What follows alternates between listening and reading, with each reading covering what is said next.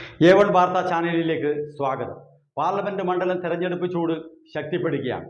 UDF സ്ഥാനാർത്ഥി ശ്രീ രാജ്മോഹൻ ഉണ്ണിത്താന്റെ തെരഞ്ഞെടുപ്പ് പ്രചരണാർത്ഥം മലയോര മേഖലയിൽ കഴിഞ്ഞ ദിവസം മുൻ മുഖ്യമന്ത്രി ശ്രീ ഉമ്മൻചാണ്ടിയുടെ മകൻ ചാണ്ടി ഉമ്മൻ മുളപ്പുറ തൂക്കുപാലം കല്ലറക്കൽ ജോസഫിന്റെ ഭവനത്തിൽ നടന്ന കുടുംബയോഗം ഉദ്ഘാടനം ചെയ്തുകൊണ്ട് ഇങ്ങനെ സംസാരിച്ചു. ജനാധിപത്യത്തെ സംരക്ഷിക്കാനുള്ള ഈ തെരഞ്ഞെടുപ്പിന് എൻ്റെ അമ്മയും കുടുംബവും അടക്കമാണ് ഇറങ്ങിത്തിരിച്ചിരിക്കുന്നത്. ഇത് നമ്മുടെ രാജ്യത്തിൻ്റെ ഐക്യവും അഖണ്ഡതയും കാത്തു സംരക്ഷിക്കുന്നതിനു വേണ്ടിയുള്ള പോരാട്ടമാണ്. ജനങ്ങൾ ആശിച്ചതുപോലെ തന്നെ ഇന്ത്യ മുന്നണി എന്ന മതേതര ജനാധിപത്യ മുന്നണി അധികാരത്തിൽ വരിക തന്നെ ചെയ്യും. നാം ഓരോരുത്തരും നമ്മുടെ ഇന്ത്യയെ രക്ഷിക്കാൻ ഇന്ത്യ മുന്നണിയെ ഭരണത്തിലെത്തിക്കണമെന്ന് ശ്രീ ചാണ്ടി ഉമ്മൻ ജനങ്ങളോടായി ആഹ്വാനം ചെയ്തു.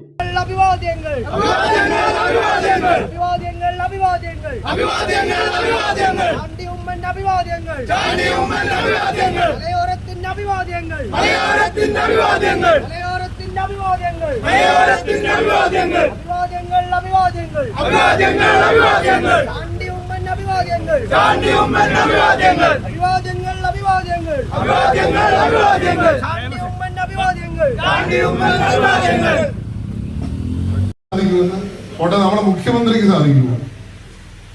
അഭിപ്രായ വ്യത്യാസമുള്ളവരെ മാനിക്കുന്നതാണ് യഥാർത്ഥ ജനാധിപത്യം. അങ്ങനെ മാനിച്ച വ്യക്തിയാണ് ജവഹർലാൽ നെഹ്റുവിന്റെ മന്ത്രിസഭയിൽ അംഗമായിരുന്ന BR അംബേദ്കർ.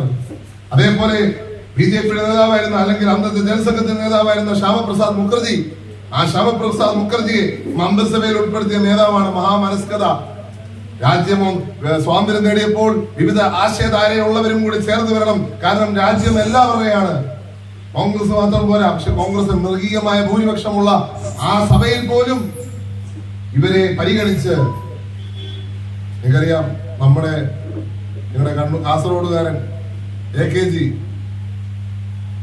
AKGയെ പ്രതിപക്ഷ നേതാവാക്കിയതും അതായ മഹാമനസ്കതയാണ്.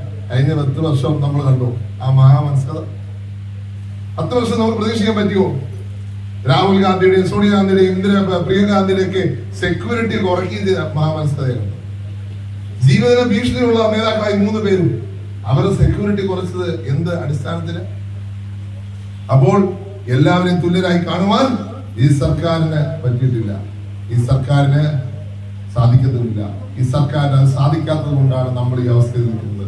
അതുകൊണ്ട് നിങ്ങളുടെ വലിയ വോട്ടുകൾ കൈപ്പത്തി ചിഹ്നത്തിൽ പ്രിയങ്കരനായ രാജ്മോഹൻ ഉണ്ണിത്താൻ നൽകി അദ്ദേഹത്തെ വിജയിപ്പിക്കണം. ആ വിജയം ഈ നാടിന്റെ വിജയമാണ്. ഈ സർക്കാരിനെതിരെയുള്ള വിധിയെഴുത്തായിരിക്കും. അതുപോലെ തന്നെ പെൻഷൻ ഉൾപ്പെടെയുള്ള കാര്യങ്ങൾ ഈ നാട്ടിലെ ജനങ്ങൾക്ക് നൽകാത്ത ഏകാധിപത്യമായ പ്രവണത പുലർത്തുന്ന പിണറായി വിജയൻ സർക്കാരിന് കൊടുക്കുന്ന വലിയ തിരിച്ചടിയാണ് ഈ തരത്തിലുള്ള ഒരു വിധിയെഴുത്ത്. ഇവിടെ രാജ്മോഹൻ ഉണ്ണിത്താൻ, ഞാൻ വരാൻ മറ്റൊരു കാരണം കൂടിയുണ്ട്. എന്റെ പിതാവിനെ ലോകമെങ്ങും CPM-കാർ വളഞ്ഞിട്ട് ആക്രമിച്ചു. അദ്ദേഹത്തിന് വേണ്ടി നിൽക്കുവാൻ സാധിച്ച ഒരേ ഒരു നേതാവാണ് ശ്രീ രാജ്മോഹൻ ഉണ്ണിത്താൻ. അങ്ങനെയുള്ള രാജ്മോഹൻ ഉണ്ണിത്താൻ സത്യം പറയാൻ നിൽക്കും. സത്യം പറയുവാൻ മുന്നിട്ട് നിൽക്കുന്ന നേതാവ് രാജ്മോഹൻ ഉണ്ണിത്താൻ. എന്റെ പിതാവിന് ആരുമില്ലാതെ വന്നപ്പോൾ അദ്ദേഹത്തിന്റെ ശബ്ദമാണ് നല്ലതായിട്ട് കേട്ടിരുന്നത്. അപ്പോൾ കാസർഗോഡിന് വേണ്ടി ശബ്ദം ഉയർത്തുവാൻ എന്റെ പിതാവ് ഒറ്റപ്പെട്ട് സകലാൽ ആക്രമിക്കപ്പെട്ടവരും കൂടെ നിന്ന രാജ്മോഹൻ ഉണ്ണിത്താന് ഈ കാസർഗോഡിന് വേണ്ടിയും നിങ്ങൾക്ക് വേണ്ടിയും ഇവിടുത്തെ പാവപ്പെട്ടവന് വേണ്ടിയും അങ്ങ് പാർലമെന്റിൽ സംസാരിക്കാൻ സാധിക്കും. നിങ്ങളോടൊപ്പം ഇപ്പൊ തന്നെ ഈ കണ്ണൂർ ഭാഗങ്ങളിലൊക്കെ കടന്നു വന്ന് നിങ്ങളുടെ കുടുംബത്തിലെ അംഗമായി മാറി. അതുകൊണ്ട് തന്നെ അദ്ദേഹത്തെ നിങ്ങളുടെ വലിയ വോട്ടുകൾ കൈപ്പത്തി ചിഹ്നത്തിൽ നൽകി വിജയിപ്പിക്കണം അഭ്യർത്ഥിക്കുന്നു. നിങ്ങൾ തന്ന ഓരോ സ്നേഹത്തിനും, പ്രത്യേകിച്ച് എന്റെ പിതാവിന്റെ നിര്യാണത്തെ തുടർന്ന് തന്ന നിങ്ങളുടെ പിന്തുണയ്ക്ക്, സ്നേഹത്തിന്, കരുതലിന്, എല്ലാവിധമായ പിന്തുണയ്ക്കും, നിങ്ങളുടെ പ്രാർത്ഥനയും നിങ്ങളുടെ പിന്തുണയും ഉള്ളത് കൊണ്ടാണ് ഞാൻ ഒരു MLA ആയത്. നിങ്ങളുടെ പ്രാർത്ഥനയും നിങ്ങളുടെ പിന്തുണയും ഉള്ളത് കൊണ്ടാണ് എന്റെ കുടുംബം ആ ഒരു വിഷമത്തെ അതിജീവിച്ചു കയറി. നിങ്ങളുടെ പ്രാർത്ഥനയും നിങ്ങളുടെ പിന്തുണയും ഉള്ളത് കൊണ്ടാണ് എന്റെ പിതാവിനെ ആക്രമിച്ചപ്പോഴും ഞങ്ങൾക്ക് സമന്നത കൈവടിയാതെ നിൽക്കാൻ സാധിച്ചത്.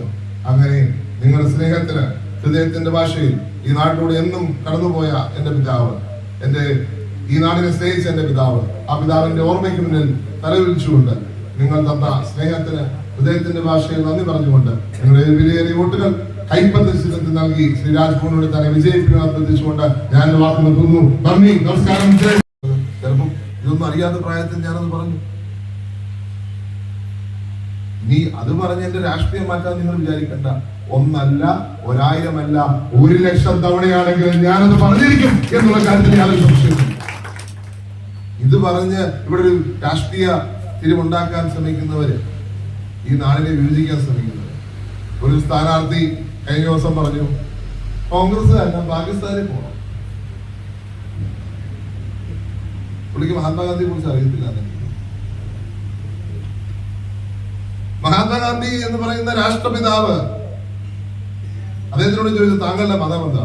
അദ്ദേഹം തിരിച്ചു പറഞ്ഞു, ഞാനൊരു ഹിന്ദുവാണ്, ഞാനൊരു മുസൽമാനാണ്, ഞാനൊരു സിഖാണ്, ഞാനൊരു ക്രിസ്ത്യാനിയാണ്, ഞാനൊരു പാർസിയാണ്, ഞാനൊരു യഹൂദനാണ്. ഞാൻ മാത്രമല്ല, നിങ്ങൾ ഓരോരുത്തരും അതാണ്.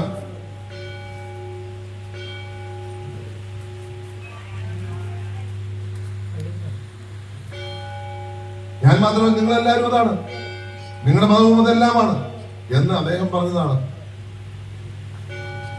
അദ്ദേഹം പറയുക മാത്രമല്ല, പ്രവർത്തിക്കുകയും ചെയ്തു. ജീവിതത്തിന്റെ അവസാന നിമിഷം ഹേറാം, എന്റെ ദൈവമേ എന്ന് വിളിച്ചാണ് അദ്ദേഹം മരിച്ചെങ്കിൽ, അബൈഡ് വിത്ത് മീ എന്ന് പറയുന്ന ക്രൈസ്തവ ഗാനമായിരുന്നു അദ്ദേഹത്തിന് ഏറ്റവും ഇഷ്ടമുള്ള ഗാനം. അബൈഡ് വിത്ത് മീ, ആ ഗാനമാണ് ബീറ്റ് ഇൻ ദ റിട്രീറ്റിൽ കഴിഞ്ഞ മുമ്പത്തെ വർഷം വരെ ഈ രാജ്യത്ത് ബീറ്റ് ഇൻ ദ റിട്രീറ്റിൽ നടന്നുകൊണ്ടിരുന്നെങ്കിൽ ഇന്ന് അത് കേൾക്കാനില്ല. ബീറ്റ് ഇൻ ദ റിട്രീറ്റ് മുഴങ്ങുന്നില്ല. ഈ ഗവൺമെന്റ് എടുത്തു മാറ്റി. പിന്നെ ഹിന്ദുവിനും മുസൽമാനും തമ്മിലുള്ള തർക്കത്തിനിടയിൽ പരസ്പരം തമ്മിൽ ചാവരുത് എന്ന് പറഞ്ഞുകൊണ്ട് ഇവിടെ ഉപവാസം അനുഷ്ഠിച്ച മഹാത്മാവാണ് മഹാത്മാഗാന്ധി. അങ്ങ് 1947 ഇന്ത്യക്ക് സ്വാതന്ത്ര്യം കിട്ടുമ്പോൾ അദ്ദേഹം ആ സ്വാതന്ത്ര്യം ആഘോഷിക്കാൻ നിൽക്കാതെ മുസൽമാന് വേണ്ടിയും ഹിന്ദുവിന് വേണ്ടിയും നോഹാലിയിൽ പോയി ഉപസിച്ച നേതാവാണ് മഹാത്മാഗാന്ധി. പാകിസ്ഥാന് വേണ്ടി ഉപസിച്ച നേതാവ് മഹാത്മാഗാന്ധി. ആ മഹാത്മാഗാന്ധിയെ പറ്റി പലർക്കും അറിയില്ല. വിദേശത്ത് പഠിച്ചാൽ ചിലപ്പോൾ ഇത് മനസ്സിലാവണമെന്നില്ല. ഇന്ത്യയുടെ ആത്മാവ് മനസ്സിലാവണം. ഇന്ത്യ എല്ലാവരും ഒന്നാണെന്ന് മനസ്സിലാക്കണം. ഇന്ത്യയുടെ സംസ്കാരം 7000 വർഷത്തെ പഴക്കമുള്ള സംസ്കാരം. അതിന്റെ ദേവോഭവ എന്ന് പറഞ്ഞ സംസ്കാരം, ലോക സമസ്ത സുഖനോ ഭവൻ എന്ന് പറഞ്ഞ സകല മനുഷ്യരും ലോകത്തിൽ എവിടെയൊക്കെ ഉണ്ടോ, അത് ഏത് രാജ്യമാണെങ്കിലും ശരി, എല്ലാവരും സുഖമായിരിക്കണം എന്ന് പറഞ്ഞ ഇന്ത്യൻ സംസ്കാരം. ആ സംസ്കാരത്തെ കുറിച്ച് അറിയാത്തവർ ഇതൊക്കെ പറഞ്ഞു തന്നിരിക്കും. ആ സംസ്കാരത്തിന് ഏറ്റവും വലിയ പ്രവാചകരായിരുന്നു മഹാത്മാഗാന്ധി. ഇന്നും നിങ്ങൾ നോക്കൂ, ലോകമെങ്ങും ആദരിക്കപ്പെടുന്ന വ്യക്തിത്വം മഹാത്മാഗാന്ധി. 1-2 ഇലക്ഷന് വേണ്ടി ഇങ്ങനെ പറയല്ലേ പ്രിയ സുഹൃത്തെ, 1-2 ഇലക്ഷന് വേണ്ടി ഈ രാജ്യത്തെ, ഈ ലോകത്തിന്റെ മുന്നിൽ നിങ്ങൾ ഒറ്റപ്പെടുത്തി കാണിക്കരുത്. ഈ രാജ്യത്തിന്റെ സംസ്കാരം എന്താണെന്ന് അറിഞ്ഞിട്ട് സംസാരിക്കണം. അതുകൊണ്ടാണ് മഹാത്മാഗാന്ധി എല്ലാവരെയും ചേർത്ത് പിടിച്ചുകൊണ്ടാണ് ശത്രുവായിരുന്ന ബ്രിട്ടന്റെ പാർലമെന്റിന് മുന്നിൽ ഇന്നും മഹാത്മാഗാന്ധിയുടെ സ്റ്റാച്യു ഉള്ളത്. ഇന്നും അമേരിക്കൻ പാർലമെന്റും അതുപോലെ സ്ഥലങ്ങളിലും മഹാത്മാഗാന്ധിയുടെ സ്റ്റാച്യു ഉള്ളത്. സൗത്ത് ആഫ്രിക്കയിൽ അങ്ങ് റെയിൽവേ എന്ന് പുറത്താക്കിയത് അദ്ദേഹത്തെ.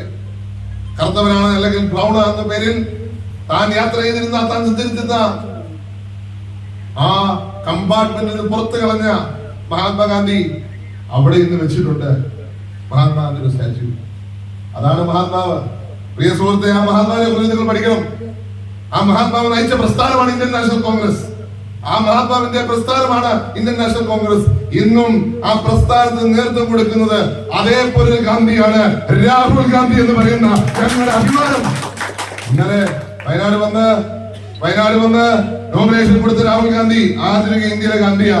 4200 കിലോമീറ്ററാണ് ഈ രാജ്യത്ത് ഹിന്ദുവിനും മുസൽമാനും ക്രിസ്ത്യാനിയും സിഖും പാർസിയും യഹൂദരും മതമില്ലാത്ത വ്യക്തിയും എല്ലാവരും ഒന്നായി കഴിയണമെന്ന് പറഞ്ഞുകൊണ്ട് 4200 കിലോമീറ്റർ കന്യാകുമാരി മുതൽ കശ്മീർ വരെ നടന്ന ആ മഹത് വ്യക്തിത്വം ഇന്ന് 6400 കിലോമീറ്റർ മണിപ്പൂർ മുതൽ ബോംബെ വരെ യാത്ര ചെയ്ത, ബസ്സിൽ യാത്ര ചെയ്ത, ഈ നാടിനെ ഒന്നിപ്പിക്കാൻ യാത്ര ചെയ്ത മഹത് വ്യക്തിത്വം. അദ്ദേഹത്തിന്റെ ആദർശത്തിന് കുറവൊന്നുമില്ല കേട്ടോ. അതേ രീതിയിൽ തന്നെയുള്ള അപ്പോൾ ഇവിടെ ഈ രാജ്യത്തെ വിഭജിക്കാൻ ശ്രമിക്കുന്ന ഒരു ഇലക്ഷന് വേണ്ടി ഇത് ചെയ്യുന്നത് ശരിയല്ല. ഒരു ഇലക്ഷന് വേണ്ടി ഈ തരത്തിൽ തെറ്റായ പ്രവർത്തനം നടത്തുന്നത് ശരിയല്ല. എല്ലാവരും തുല്യരാണ്, എല്ലാവരും ഒന്നാണ് എന്നുള്ള കാഴ്ചപ്പാടിൽ നമ്മൾ ഉറച്ചു നിൽക്കുകയാണ്. ഇതാണ് ഇന്ത്യൻ നാഷണൽ കോൺഗ്രസിന്റെ സംസ്കാരം. ഗാന്ധി പറഞ്ഞു തന്ന സംസ്കാരം, നെഹ്റു പറഞ്ഞു തന്ന സംസ്കാരം, അംബേദ്കർ പറഞ്ഞ സംസ്കാരം. നിങ്ങൾക്കറിയാം നെഹ്റുവിന്റെ മനസ്കഥ. അംബേദ്കറുമായി അഭിപ്രായ വ്യത്യാസമുള്ളപ്പോൾ പോലും അംബേദ്കറിനെ മന്ത്രിസഭയിൽ ഉൾപ്പെടുത്തിയ വ്യക്തിയാണ് ജവഹർലാൽ നെഹ്റു.